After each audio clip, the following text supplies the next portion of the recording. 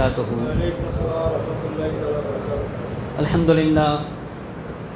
الحمد لله الذي هدانا لهذا وما كنا لنهتدي لولا أن هدانا الله والصلاة والسلام على من أرسله بالهدى وعلى آله الطيبين وصحابه الطاهرين. أما بعد، فقد قال الله تعالى في كلامه القديم والفرقان المجيد بعد أعوذ بالله من الشيطان الرجيم بفضل بسم الله الرحمن الرحيم. يا بني آدم إذا أخرج الذين كفروا من الجنة صدق الله العلي العليم. கண்ணியத்திற்குரிய அல்லாஹ்வின் நல்லடியார்களே, இந்த உலகத்திலே மனித சமுதாயத்தை வழிகெடுப்பதற்காக சைத்தான் இந்த மனித சமுதாயத்தை வீழ்த்துவதற்காக அவன் எடுத்துக்கொண்ட முதல் ஆயுதத்தை குறித்து இறைவன் இந்த வசனத்தை சொல்லி காட்டுகிறான்.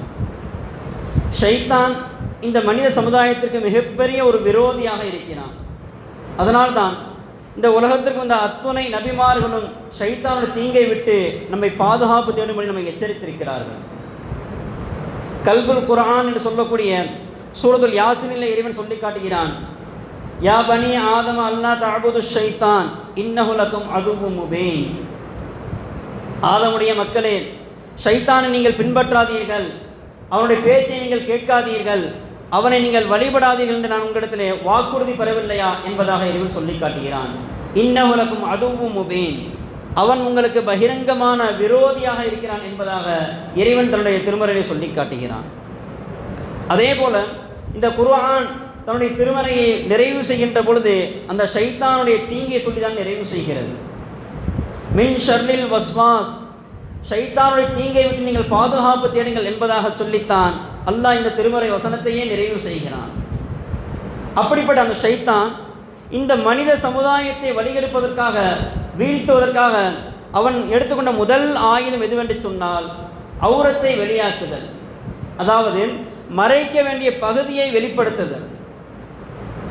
லா யஃப்தினன்னகும் ஷைத்தானு கமா அஹ்ரஜ அபவைக்கும் மினல் ஜன்னா. ஹஸரத் ஆதம் அலைஹிஸ்ஸலாம் அவர்களும் ஹவ்வா அலைஹிஸ்ஸலாம் சொர்க்கத்திலே இருந்தார்கள். அல்லாஹ் அந்த ஒரு கனியை சாப்பிட வேண்டாம் என்பதாக எச்சரித்திருந்தான். அவர்கள் அந்த கனியை சாப்பிட்டார்கள் என்று சொன்னால் அவருடைய ஔரத் வெளியாகிவிடும் என்று அறிந்திருந்த ஷைத்தான் அந்த கனியை சாப்பிட வைத்து அவருடைய ஔரத்தை வெளிப்படுத்தினான். ஆக ஷைத்தான் இந்த உலகத்திலே இந்த மனித சமுதாயத்தை வீழ்த்துவதற்காக அவர் எடுத்துக்கொண்ட முதல் ஆயுதம் எதுவென்று சொன்னால் இந்த ஔரத்தை வெளிப்படுத்துதல். நம்முடைய வாழ்க்கையிலே எல்லா காரியத்திலும் நமக்கு வழிகாட்டக்கூடிய இந்த மார்க்கம், இந்த இஸ்லாம் ஆடையுடைய விஷயத்திலும் நமக்கு வழிகாட்டுகிறது, கண்ணியத்தை சொல்லித் தருகிறது. நாம் அணியக்கூடிய ஆடை எப்படிப்பட்ட ஆடையாக இருக்க வேண்டும் என்று சொன்னால் இந்த உலகத்திலே அதுக்கு ஒரு கண்ணியத்தை ஏற்படுத்தி தர வேண்டும். நாளை மறுமையிலே இறைவனது நற்கூலியை பெற்றுத்தரக்கூடியதாக இருக்க வேண்டும். இந்த உலகத்திலே ஆடை அணியக்கூடிய ஒரே இனம் என்று சொன்னால் அது இந்த மனித இனம் மட்டும்தான். வேறு எந்த ஒரு பிராணியும் ஆடை அணிவது கிடையாது.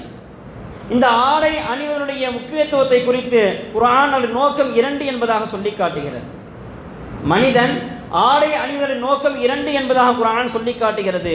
ஒன்று அவனுடைய மானத்தை காப்பதற்காக, இரண்டாவது ஜீனத் அலங்காரம் என்பதாக சொல்லி காட்டப்படுகிறது. இந்த உலகத்திலே மனிதன் ஆடை அணிவதன் நோக்கம் ஒன்று அவனுடைய மானத்தை காப்பது, இரண்டாவது ஜீனத் என்பதாக சொல்லப்படுது, அலங்காரம் என்பதற்காக சொல்லப்படுகிறது. இந்த மறைக்க வேண்டிய பகுதி என்பது ஆண்களுடைய மறைக்க வேண்டிய பகுதி எதுவரை என்று சொன்னால் தொப்புளிலிருந்து முட்டி வரை கட்டாயம் ஆண்கள் மறைத்திருக்க வேண்டும். எந்த சூழலிலும் அவர்கள் பொதுவெளியில் இருந்தாலும் சரி, தனிமையில் இருந்தாலும் சரி, கட்டாயம் மறைத்திருக்க வேண்டிய பகுதி என்பது தொப்புளிலிருந்து முட்டி வரை கட்டாயம் ஆண்கள் மறைத்திருக்க வேண்டும். அதை வெளிப்படுத்துவது ஹராம் என்பதாக மார்க்கம் நமக்கு சொல்லித் தருகிறது. அதே போல பெண்களுடைய ஔரத் எதுவென்று சொன்னால் அவருடைய கை முகத்தை தவிர தன்னுடைய தலையிலிருந்து பாதம் வரை உடல் முழுவதும் மறைக்கப்பட வேண்டும். அவருடைய முடி உட்பட ஔரத் என்பதாக மார்க்கம் நமக்கு சொல்லித் தருகிறது. லா யஃப்தினன்னகும் ஷைத்தானு இன் அஹ்ரஜகும் அபவைக்கும் மினல் ஜன்னா. இந்த ஆயத்திற்கு முஃபஸ்ஸிரீன் விளக்கம் எழுதுகிறார்கள். அந்த கனியை சாப்பிட்ட உடனேயே இருவருடைய ஆடையும் வெளிப்பட்டது, இருவருடைய ஔரத்தும் வெளிப்படுகிறது. ஆதம் அலைஹிஸ்ஸலாம் அவருடைய ஔரத்தும் ஹவ்வா அலைஹிஸ்ஸலாம் ஔரத்தும் வெளிப்படுகிறது. இருவரும் ஒருவருக்கொருவர் தன்னுடைய ஔரத்தை பார்த்து கொண்டு விரண்டு வெட்கப்பட்டு ஓடினார்கள் என்பதாக முஃபஸ்ஸிரீன் இந்த ஆயத்திற்கு விளக்கம் எழுதுகிறார்கள். ஆக சைத்தானுடைய முதல் குறிக்கோள் இந்த மனித சமுதாயத்தை வீழ்த்துவதற்கான முதல் ஆயுதம் எதுவென்று சொன்னால் இந்த ஆடையுடைய விஷயம்தான், நம்முடைய ஔரத்துடைய விஷயம்தான். இந்த ஆடையுடைய விஷயத்திலே நம்முடைய ஆடை எப்படி இருக்க வேண்டும் என்பதையும் நமக்கு மார்க்கம் சொல்லித் தருகிறது. பெருமானார் ஸல்லல்லாஹு அலைஹி வஸல்லம் அவர்கள் ஒரு தடவை பட்டு ஆடையையும் தங்கத்தின் கையிலே எடுத்துக்கொண்டு சொன்னார்கள், இந்த இரண்டும் என்னுடைய சமுதாயத்திலே உள்ள ஆண்களுக்கு தடுக்கப்பட்டிருக்கிறது என்பதாக சொல்லி காட்டினார்கள். அதே போல மா அஸ்ஃபல மினல் கஅபைனி மினல் இஸார் ஃபஃபின்னார், யார் கிரண்டை காலுக்கு கீழே ஆடை அணிகிறாரோ அவர் நரகத்திலே இருப்பார் என்பதாக பெருமானார் ஸல்லல்லாஹு அலைஹி வஸல்லம் சொல்லி காட்டினார்கள். அதே போல யார் கரண்டைக்கால் கீழே ஆடை அணிகிறாரோ அல்லாஹ்வுடைய கருணை பார்வை கொண்டு பார்க்க மாட்டான் என்பதாக பெருமானார் ஸல்லல்லாஹு அலைஹி வஸல்லம் எச்சரித்திருக்கிறார்கள். அல்லாஹ் அது போன்ற ஒரு நிலையை விட்டு நம்மை பாதுகாப்பானாக. அதே போல ஆண்களைப் போல பெண்களைப் போல ஆண்களும் ஒப்பாகுவதையும் பெருமானார் ஸல்லல்லாஹு அலைஹி வஸல்லம் தடுத்திருக்கிறார்கள். அல்லாஹ் சபித்ததாக சொல்லியிருக்கிறார்கள். லஅனல்லாஹு முத்தஷப்பிஹாத், அதாவது ஆண்களுடைய ஆடையை பெண்களுடைய ஆடையை ஆண்கள் அணிவதையும் அல்லாஹ் சபித்திருப்பதாக பெருமானார் ஸல்லல்லாஹு அலைஹி வஸல்லம் சொல்லி காட்டுகிறார்கள். இந்த ஆடையுடைய விஷயத்திலே அதிலும் குறிப்பாக பெண்கள் அதிகம் பேணுதல் உள்ளவராக இருக்க வேண்டும். காரணம், அதிகமாக வெட்கம் உடையவர்கள் பெண்கள் தான். எனவே அரையுடையான ஆடையை விட்டும் தங்களுடைய தோற்றத்தை வெளிப்படுத்தி காட்டக்கூடிய இறுக்கமான ஆடைகளை அணிவதை விட்டும் பெண்கள் அதிகம் கவனம் உள்ளவராக, எச்சரிக்கை உள்ளவராக இருக்க வேண்டும். இந்த ஆடையுடைய விஷயத்திலே நம்முடைய முன்னோடிகள் எந்த அளவுக்கு பேணுதலாக இருந்தார்கள் என்பதற்கு வரலாற்று சான்று ஒரு தடவை ஹதீஸிலே வருகிறது. பெருமானார் ஸல்லல்லாஹு அலைஹி வஸல்லம் அவர்கள் நம்முடைய சபையிலே இருக்கிறார்கள். அப்பொழுது ஒரு பெண்மணி, உம்மு ஹலா என்ற ஒரு பெண்மணி மிகுந்த கவலையிலும் ஆழ்ந்த துக்கத்திலும் பெருமானார் நோக்கி வருகிறார்கள்.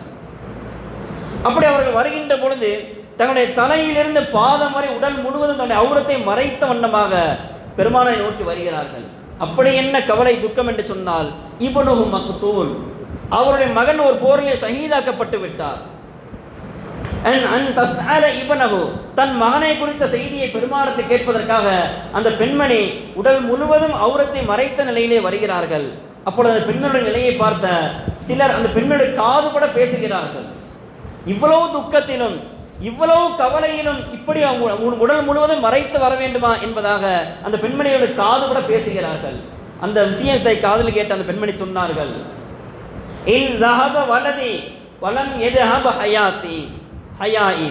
என்னுடைய மகன் தான் இறந்து விட்டான், என்னுடைய வெட்கம் இறந்து போகவில்லை என்பதாக அந்த பெண்மணி பதில் சொல்லிவிட்டு பெருமானார் நோக்கி வந்தார்கள்.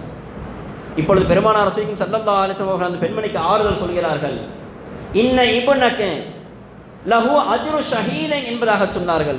உன்னுடைய மகனுக்கு அல்லாஹ் 2 ஷஹீதுடைய அந்தஸ்தை தருகிறான் என்பதாக சொன்னார்கள். காரணம், நீங்கள் சொன்ன ஒரு வார்த்தை, என்னுடைய மகன் தான் இறந்தானே தவிர என்னுடைய வெட்கம் ஒருபோதும் இறந்து போகவில்லை என்று சொன்னீர்களே, அந்த ஒரு வார்த்தைக்காக அல்லாஹ் உங்களுடைய மகனுக்கு 2 ஷஹீதுடைய அந்தஸ்தை தருகிறான் என்பதாக சொன்னார்கள். அப்படி என்றால் இந்த பெண்மணி ஔரத்தை பெரியதற்காக இறைவன் இந்த பெண்மணிக்கு எவ்வளவு பெரிய அந்தஸ்தை கொடுப்பான் என்பதை நாம் இங்கே சிந்தித்து பார்க்க வேண்டும். அதே போல திருமதியிலே பதிவு செய்யப்பட்ட ஒரு ஹதீஸ், பெருமானார் ஸல்லல்லாஹு அலைஹி வஸல்லம் பெண்மணியை குறித்து சொல்கிறார்கள். சஹாபாக்கள் எல்லாம் அந்த பெண்மணியை குறித்து சொல்லுவார்கள், சொர்க்கத்து பெண்மணியை பார்க்க வேண்டுமா, இந்த பெண்மணியை பார்க்கல் என்று எல்லோரும் மஷூராக பிரபலமாக சொல்லக்கூடிய ஒரு பெண்மணி. அந்த பெண்மணி பெருமானார் ஸல்லல்லாஹு அலைஹி வஸல்லம் சொல்கிறார்கள், யா ரசூலல்லாஹ் இன்னி உஸ்ரியம், நாயகமே எனக்கு வலிப்பு வியாதி இருக்கிறது, எப்பொழுதெல்லாம் வலிப்பு வருகிறதோ அப்பொழுதெல்லாம் என்னுடைய ஆடை விலகின் ஔரது தெரிகிறது நாயகமே என்பதாக அந்த பெண்மணி பெருமானாரத்தை முறையிடுகிறார்கள். பெருமானார் ஸல்லல்லாஹு அலைஹி வஸல்லம் சொன்னார்கள், பைன் ஸபர்தி ஃபலக்கில் ஜன்னா, நீங்கள் பொறுமையாக இருந்தால் சகித்துக் கொண்டீர்கள் என்று சொன்னால் உங்களுக்கு சொர்க்கத்தை நான் பொறுப்பேற்றுக் கொள்கிறேன் என்பதாக பெருமானார் ஸல்லல்லாஹு அலைஹி வஸல்லம் சொன்னார்கள். அப்பொழுது அந்த பெண்மணி சொன்னார்கள், நாயகமே அந்த வியாதியை நான் பொறுத்து கொண்டேன், அதை நான் ஏற்றுக்கொண்டேன், சகித்துக் கொண்டேன். ஆனால் அந்த நேரத்தில் இந்த ஆடை விலகுகிறது யா ரசூலல்லாஹ், ஃபதுல்லாஹ் லி அல்லா துகஷிஃப் ஔரத்தி, அப்படி எனக்கு அந்த வலிப்பு வருகின்ற பொழுது என்னுடைய ஔரத் தெரியக்கூடாது, அதற்காக நீ இறைவனிடத்தில் துஆ செய்யுங்கள் என்பதாக சொல்லி காட்டினார்கள். பெருமானார் ஸல்லல்லாஹு அலைஹி வஸல்லம் பெண்மணிக்காக துஆ செய்தார்கள். அதற்கு பிறகு அவங்க எப்பொழுது வலிப்பு வந்தாலும் அவருடைய ஆடை விலகி அவருடைய ஔரத் தெரிந்ததில்லை என்பதாக முஹத்தீஸீன்கள் ஹதீஸ்க்கு விளக்கம் எழுதுகிறார்கள். ஆக கண்ணியத்திற்குரியவர்களே, ஷைத்தான் இந்த உலகத்திலும் இந்த மனித சமுதாயத்தை வீழ்த்துவதற்காக அவர் எடுத்துக்கொண்ட முதல் ஆயுதம் எதுவென்று சொன்னால் இந்த ஔரத்து தான். எனவே இந்த ஔரத்துடைய விஷயத்திலே நாம் அதிகம் கவனம் செலுத்தக்கூடியவர்களாக, எச்சரிக்கை உள்ளவர்களாக இருக்க வேண்டும்.